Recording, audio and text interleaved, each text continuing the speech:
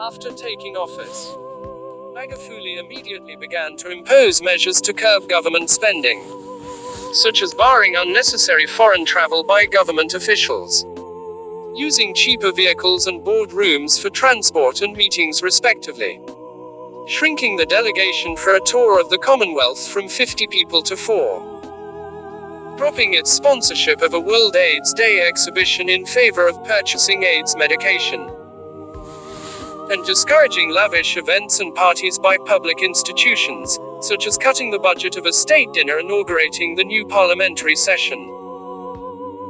22-23, Magufuli reduced his own salary from $15,000 to $4,000 per month. 24. Magufuli suspended the country's Independence Day festivities for 2015, in favor of a national cleanup campaign to help reduce the spread of cholera. He personally participated in the cleanup efforts, having stated that it was so shameful that we are spending huge amounts of money to celebrate 54 years of independence when our people are dying of cholera. The cost savings were to be invested in improving hospitals and sanitation in the country. 25-22-26. On the 10th of December 2015, more than a month after taking office, Magufuli announced his cabinet. Its size was reduced from 30 ministries to 19 to help reduce costs. 27-28. On the 12th of April 2016, Magufuli conducted his first foreign visit to Rwanda, where he met his counterpart Paul Kagame and inaugurated the new bridge and one-stop border post at Rusumo. Magufuli also attended the memorial for the 22nd anniversary of the Rwandan genocide. 29. In July 2016, Tanzania banned shisha smoking, with Magufuli citing its health effects among youth as the reason. 30. In March 2017, Tanzania banned the export of unprocessed ores, in an effort to encourage domestic smelting. 31. In January 2018, Magufuli issued a directive ordering the suspension of registration for foreign merchant ships, following recent incidents surrounding the seizure of overseas shipments of illegal goods, particularly drugs and weapons, being transported under the flag. Tanzania and Zanzibar had gained reputations for being flags of convenience. 32-33. In the same year, he introduced a free education for all the government schools in 2016 without paying fees. 34. The country has amended the laws governing the award of mining contracts, giving itself the right to renegotiate or terminate them in the event of proven fraud. The new legislation also removes the right of mining companies to resort to international arbitration. The tax dispute with Acacia Mining, accused of having significantly undervalued its gold production for years, finally resulted in an agreement. Tanzania obtains 16% of the shares in the mines held by the multinational. 35. In May 2020, Acacia Mining paid $100 million to the government to end dispute as the first tranche of the $300 million. 36. However, this anti-corruption policy has also frightened investors, who now fear they will have to deal with Tanzanian justice in weakened growth, according to Zitto Kabwe, one of the leaders of the opposition Alliance for Change and Transparency (ACT), with one of the highest economic growth rates on the African continent. 5.8% in 2018 and an estimated 6% for 2019 according to the IMF. The Tanzanian government is embarking on a vast program of infrastructure development, particularly rail infrastructure. The small fishing port of Bagamoyo, to which $10 billion of investment has been allocated, is expected to become the largest port in Africa by 2030. 37. Infrastructure. Magufuli's government worked on various infrastructure projects targeting economic development. 38. Projects include the addition of half a dozen Air Tanzania planes as a way of reviving the national carrier. 39. The expansion of Terminal 3 of Julius Nyerere International Airport. Construction of Tanzania Standard Gauge Railway. Mafugal Flyover, Julius Nyerere Hydropower Station.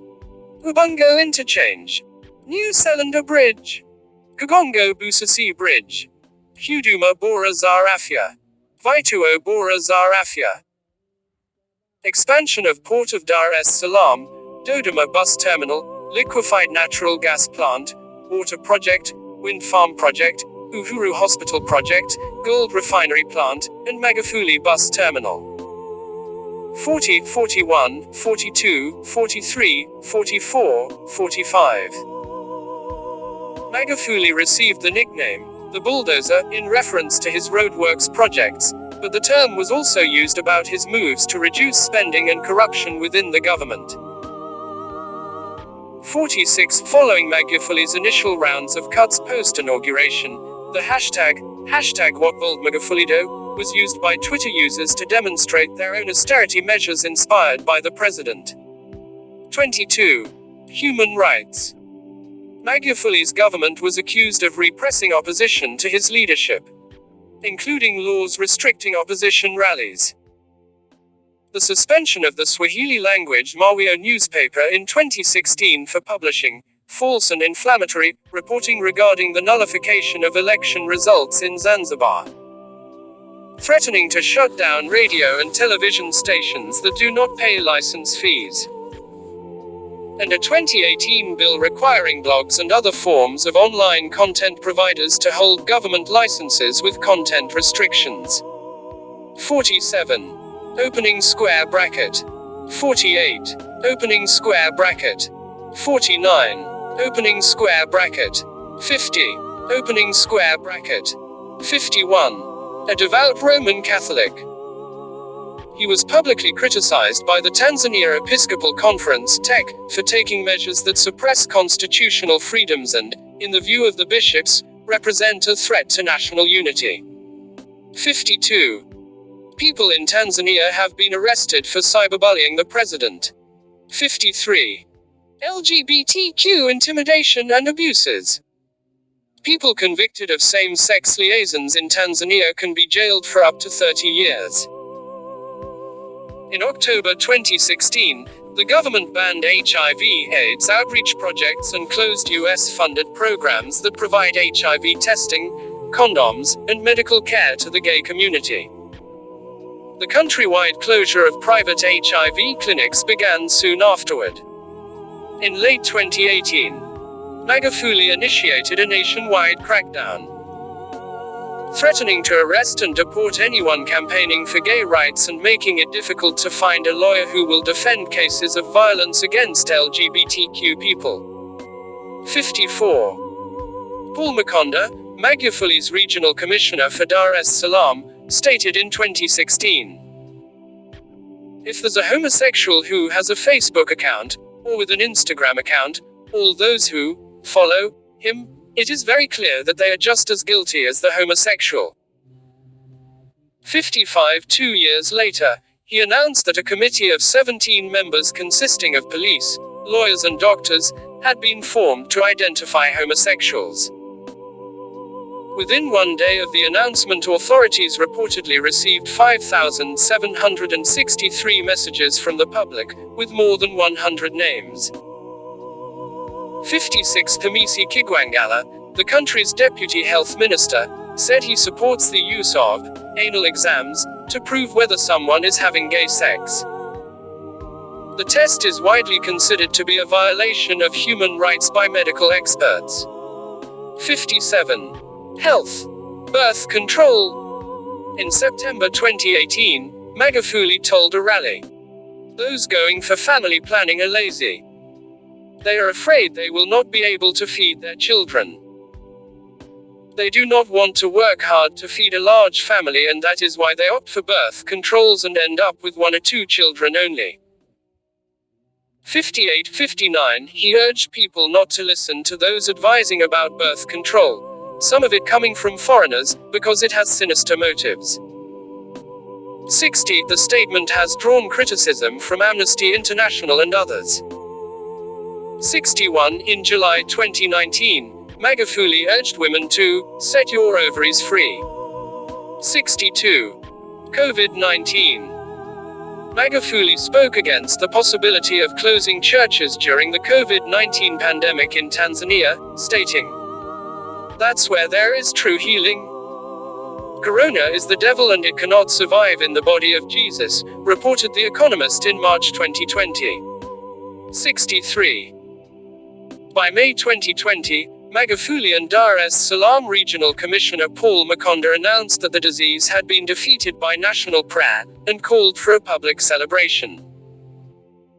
64. The corona disease has been eliminated thanks to God, Magufuli told the church congregation in Dodoma, the country's capital. The World Health Organization (WHO) has questioned the government's approach to COVID-19. 65.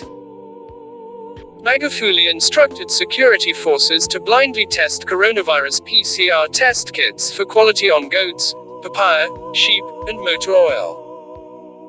All of them, he said, had been found to be positive for COVID-19.